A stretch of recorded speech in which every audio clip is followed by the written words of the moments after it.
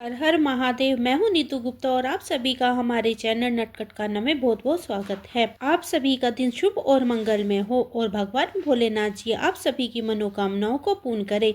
आज आप सुनिएगा फागुन मास महात्म्यम का अध्याय 16। धर्मराज युधिष्ठिर को आगे की कथा सुनाते हुए व्यास जी कहते हैं, पूर्व काल में त्रेता युग आने पर भगवान विष्णु का अंश सूर्य वंश में रघुकुल वंश शिरोमणि कमल नैन श्री रामचंद्र जी के रूप में अवतरित हुए। श्री राम और लक्ष्मण जी अभी काक पक्षधारी बालक थे, तभी पिता की आज्ञा से वे विश्वामित्र के अनुगामी हो गए। राजा दशरथ ने यज्ञ की रक्षा के लिए उन दोनों कुमारों को विश्वामित्र जी ने की सेवा में सौंप दिया था। वे दोनों वीर धनुष और बाण धारण करके पिता की आज्ञा का पालन करने के लिए चले गए। रास्ते में जाते हुए उन दोनों भाइयों के समक्ष ताड़का नाम वाली राक्षसी विघन डालने के लिए आ खड़ी हुई। तब विश्वामित्र मुनि की आज्ञा से श्री रामचंद्र जी ने ताड़का को मार डाला।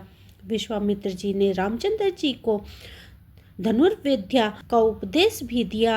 रघुनाथ जी के चरणों के स्पर्श से शिला रूप धारणी अहिल्या, जो इंद्र के साथ संयोग होने के कारण 7 वर्ष पत्थर हो गई थी, वह पुनः गौतम वधु के रूप में प्रकट हो गई। विश्वामित्र जी का यज्ञ आरंभ होने पर रघुनाथ जी ने मारीच को मार भगाया और सुबाहु को अपने उत्तम बाण से मौत के घाट उतार दिया।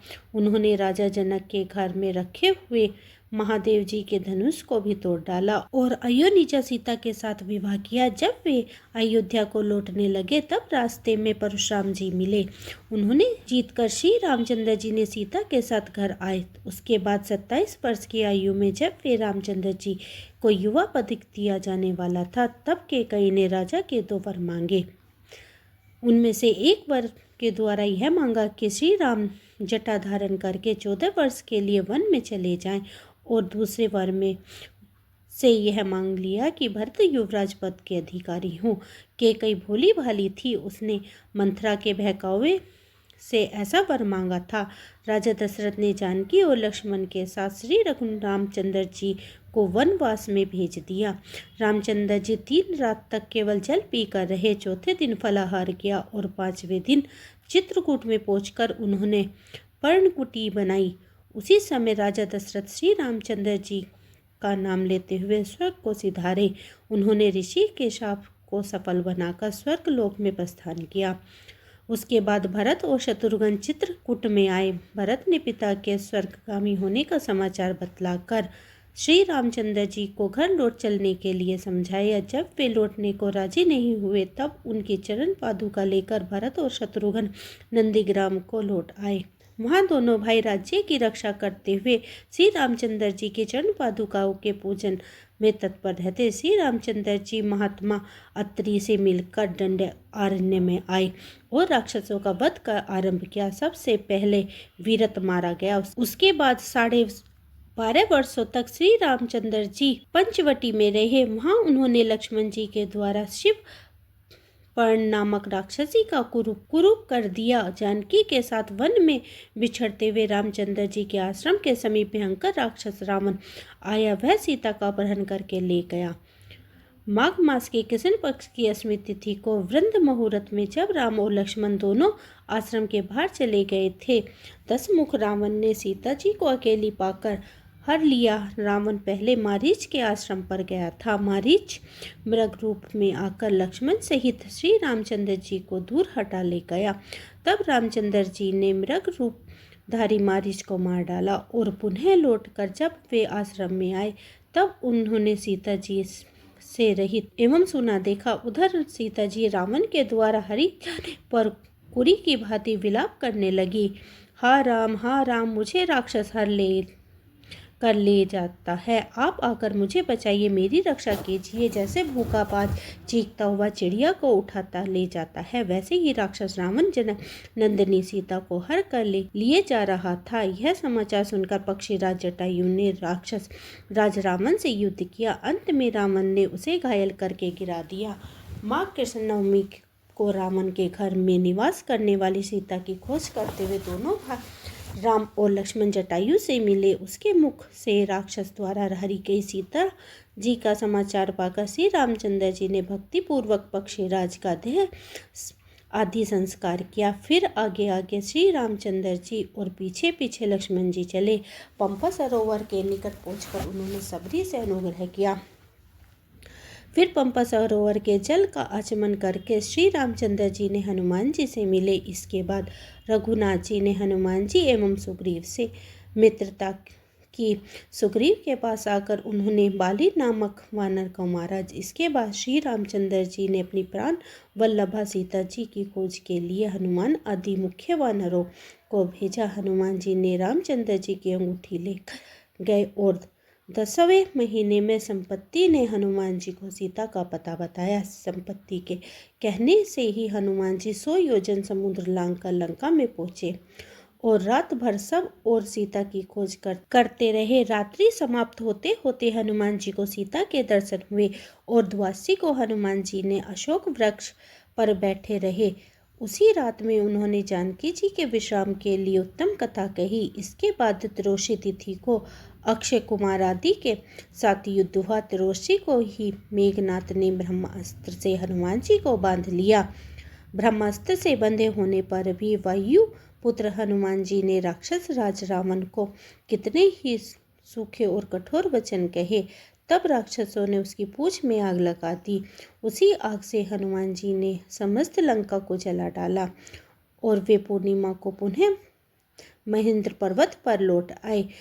मंगसिर प्रतिपदा से 5 दिन तक रास्ते में रहकर वे मधुवन में आए और षष्ठी तिथि को मधुवन का विध्वंस किया। फिर सप्तमी को श्री रामचंद्र जी की सेवा में पहुंचकर पहचान देते हुए सब समाचार निवेदन किया। सीता जी को मणि देकर दी। श्री रामचंद्र जी ने उन्हें सब बातें बतलाई और अष्टमी को उत्तरा फागुनी नक्षत्र में जब विजय शंख मुहूर्त व्यवस्थित हो रहा था तब दोपहर के समय श्री रामचंद्र जी ने प्रस्थान किया। श्री राम ने दक्षिण दिशा में जाने की प्रतिज्ञा करते हुए कहा कि मैं समुद्र को लांघकर भी राजा रावण का वध करूंगा। दक्षिण दिशा की ओर प्रस्थान करते समय श्री रामचंद्र जी के साथी वानर राज सुग्रीव वे 7 दिन में समुद्र के तट पर सेना ने छावनी पड़ी। पौष शुक्ल पक्ष प्रतिपदा से लेकर तृतीया तक सेना से श्री रामचंद्र जी की उपस्थिति सागर के तट पर हुई। चतुर्थी को विभीषण आकर श्री रामचंद्र जी से मिले। पंचमी को समुद्र पार करने के विषय में विचार किया गया। उसके बाद 4 दिन तक श्री रामचंद्र जी ने समुद्र के किनारे उपवास व्रत किए। चौथे दिन समुद्र ने वर प्राप्त हुआ। साथ ही समुद्र ने समुद्र पार करने का उपाय भी बतलाया। दशमी से सेतु बांधने का अर्थात समुद्र के ऊपर पुल बनाने का कार्य आरंभ हुआ और त्रयोदशी को पूरा हो गया। चतुर्थी को सुबल पर्वत पर पहुंचकर श्री रामचंद्र जी ने सेना का पड़ाव डाला और पूर्णिमा से लेकर द्वितीया तक 3 दिनों में सारी सेना समुद्र पार करके लंका पहुंच गई। इसके बाद शुभ लक्षण श्री राम ने सीता को प्राप्त करने के लिए सूरवीर वानरों की सेना के साथ लंकापुरी को चारों ओर से घेर लिया। तृतीया से लेकर दशमी तक 8 दिन तक सेना वहीं टिकी रही। एकादशी के दिन सुख और सारण इन दोनों मंत्रियों का आगमन हुआ। पौष कृष्ण द्वादशी को सेना की गिनती की गई। कपि से सुग्रीव ने अपनी सेना के बलाबल का वर्णन किया और त्रयोदशी से लेकर अमावस्या तक 3 दिन लंका में रावण ने अपनी सेना का संगठन, उनकी गणना एवं सैनिकों में युद्ध के लिए उत्साह भरने का कार्य किया। माघ शुक्ल पक्ष प्रतिपदा से अंगद जी दूत बनकर रावण के दरबार में गए और द्वितीया के दिन सीता जी को माया से अपने पति के कटे हुए मस्तक आदि के दर्शन कराए गए। उस दिन से 7 दिनों तक अर्थात अष्टमी तिथि तक राक्षसों और वानरों में घमासान युद्ध हुआ। माघ शुक्ल नवमी की रात में मेघनाथ ने युद्ध करके श्री रामचंद्र जी और लक्ष्मण जी को नागपास में बांध लिया।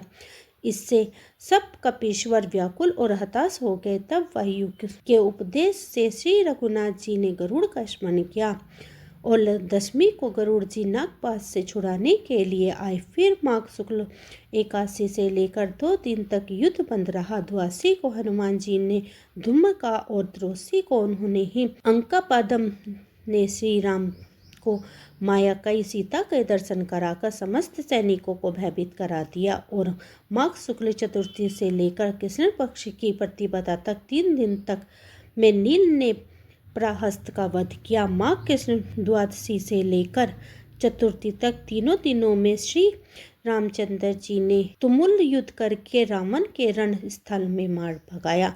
पंचमी से अष्टमी तक रावण द्वारा जगाए हुए कुंभकर्ण 4 दिन तक केवल भोजन ही करता रहा। नवमी से 4 दिन तक कुंभकर्ण ने युद्ध किया और बहुत से वानरों को खा डाला। अंत में वह रामचंद्र जी के हाथों से मारा गया। अमावस्या के दिन लंका में उसके लिए शोक बनाया गया और फागुन की शुक्ल प्रतिपदा से लेकर चतुर्थी तिथि तक 4 दिनों में नरका आदि 5 राक्षस मारे गए। पंचमी से सप्तमी तक तीनों दिनों में अंतकाय का वध हुआ। अष्टमी से द्वादशी तक 5 दिनों में निकुंभ और कुंभ मारे गए। फिर 4 दिनों में मकरा का वध किया गया। फागुन कृष्ण द्वादशी के दिन मेघनाथ पराजित हुआ। तीज से लेकर सप्तमी तक 5 दिन दवा आदि लाने के व्यस्त के कारण युद्ध बंद रहा। अष्टमी को दुर्बुद्धि रावण ने शोक के आवेग में माया में मैथिली का वध किया। इसके बाद श्री रामचंद्र जी ने सेना के द्वारा इसका पूर्णतः निश्चित किया और फिर त्रयोदशी से 5 दिनों में ही लक्ष्मण जी ने विख्यात बल और पराक्रम वाले मेघनाथ को युद्ध में मार गिराया। चतुर्थी तिथि को रावण ने युद्ध बंद करके यज्ञ की दीक्षा ली और फिर अमावस्या के दिन वह युद्ध करने के लिए निकला। चैत्र शुक्ल प्रतिपदा से लेकर 5 दिन तक रावण लगातार युद्ध करता रहा। इस युद्ध में बहुत से राक्षसों का संहार हुआ और फिर 3 दिनों तक रावण रथ घोड़े आदि मारे गए। चैत्र शुक्ल नवमी को लक्ष्मण जी को शक्ति लगी, तब श्री रामचंद्र जी ने क्रोध में भरकर 10 मुख रावण को खदेड़ दिया। फिर विभीषण की सलाह से हनुमान जी लक्ष्मण के लिए औषधि लाने के लिए द्रोणाचल पर्वत पर गए और वहां से संजीवनी बूटी जिससे वैसल ओवर और उन्होंने लक्ष्मण को पिलाई। दशमी के दिन युद्ध बंद रहा और रात में राक्षसों ने युद्ध आरंभ किया। दशमी एकादशी के दिन रामचंद्र जी के पास मालती नामक सारथी के साथ इंद्र का रथ आ पहुंचा और चैत्र शुक्ल द्वादशी से लेकर कृष्ण चतुर्थी तक 18 दिनों में श्री रामचंद्र जी ने द्वंद्व युद्ध करके रावण को मार डाला। अमावस्या के दिन रावण आदि राक्षसों के देह संस्कार हुआ। इस प्रकार घोर संग्राम होने पर श्री रामचंद्र जी को विजय प्राप्त हुई। माघ शुक्ल द्वादशी से लेकर चैत्र कृष्ण चतुर्थी तक 87 दिनों में संग्राम में केवल 15 दिन युद्ध बंद रहा। शेष 72 दिन युद्ध होता रहा। वैशाख शुक्ल प्रतिपदा को श्री रामचंद्र जी रणभूमि में ही रहे और द्वादशी के दिन उन्होंने विभीषण का लंका के राज्य पर अभिषेक किया। तृतीया को सीता की शुद्धि हुई और देवताओं से वरदान भी प्राप्त हुए। उसी दिन दशरथ जी का आगमन हुआ और उनके द्वारा भी सीता जी की पवित्रता के विषय से अनुमोद प्राप्त हुआ। इस प्रकार श्री रामचंद्र जी राक्षसों द्वारा कष्ट में डली हुई परम पवित्र जानकी को बड़े प्रेम के से ग्रहण करके वहाँ से लौटे। वैशाख की चतुर्थी को श्री रामचंद्र जी पुष्पक विमान पर बैठे और आकाश मार्ग से अयोध्यापुरी की ओर चल दिए। 14वां दिन वर्ष पूर्ण होने पर वैशाख शुक्ल पक्षमी को श्री रामचंद्र जी अपने बल के साथ भारद्वाज आश्रम पर आकर रहे। फिर षष्ठी को पुष्पक विमान से वे नंदीग्राम आ गए। सप्तमी को अयोध्या के राज्य पर रघुनंदन जी का अभिषेक हुआ और 14 वर्ष के बाद ही श्री रामचंद्र जी ने अयोध्यापुरी में प्रवेश किया था। उस समय रावण का दलन करने वाले श्री रामचंद्र जी बहुत प्रसन्न थे। उन्होंने अपने भाइयों के साथ 11,000 वर्षों तक राज्य किया। राज्य का पालन करने वाले के बाद वे सबके साथ परम धाम को गए, पर राज्य में सब लोग बहुत प्रसन्न थे। सभी धन धान्य से संपन्न तथा पुत्र पौत्रों से भरपूर थे। श्री रामचंद्र जी के राज्य में किसी की आदि व्याधि नहीं सताती थी। सभी स्त्रियां पतिव्रता थी। पुरुष माता पिता की भक्ति करने वाले होते थे। ब्राह्मण सदा वेद पाठ में लगे रहते थे। क्षत्रिय ब्राह्मणों की सेवा करते थे और वैश्य लोग ब्राह्मणों और गौओं के में सदा भक्ति रखते थे। उस समय वर्ण सशक्ता और कर्म सशक्ता का नाम भी नहीं सुना था। कोई भी स्त्री बांझ दुर्भाग्यवश अथवा विधवा नहीं थी। संदीप को कभी विलाप नहीं करना पड़ता था। कोई भी माता पिता और गुरु की अवहेलना नहीं करते थे। प्रत्येक मनुष्य पुण्य करता था और बड़े बूढ़ों की आज्ञा नहीं टालता था। कोई दूसरों की भूमि पर अधिकार नहीं जमाते थे। सभी पराई स्त्रियों के विमुख रहते थे और उनका सम्मान करते थे। कोई मनुष्य पर निंदक, दरिद्र, रोगी, चोर, जुआरी, शराबी और पापी नहीं था। स्वर्ण चुराने वाला, गुरु पत्नी गमन करने वाला, ब्रह्म हत्या, स्त्री हत्या और बाल हत्या करने वाला तथा झूठ बोलने वाला एक भी मनुष्य नहीं था। कोई किसी की जीविका नष्ट नहीं करता था और झूठी गवाही नहीं देता था। तन मन से मलिन मनुष्य कहीं देखने को भी नहीं मिलता था। ब्राह्मण वेदों के परंपरागत विद्वान होते थे और सदा सर्वत्र उनकी पूजा होती थी। अत्यंत व्याख्यात राम राज्य में कोई भी पुरुष ऐसा नहीं था जो व्रत का पालन करने वाला और ईश्वर का भक्त ना हो। राज्य करते हुए श्री रामचंद्र जी के पास उनके पुरोहित मान भाग वशिष्ठ मुनि अनेक तीर्थों में भ्रमण करके आए। श्री रामचंद्र जी ने उत्थान, अर्धपद और मधुपार्क आदि के द्वारा मुनियों सहित गुरु वशिष्ठ जी का पूजन किया। इसके बाद मुनिवर वशिष्ठ ने श्री रामचंद्र जी से उनके राज्य, अश्व, हाथी, खजाना, देश, उत्तम बंधु तथा सेवकों के विषय में कुशल मंगल पूछा। श्री रामचंद्र जी ने कहा, हे गुरुदेव, आपके प्रसाद से मेरे लिए सर्वदा कुशल है।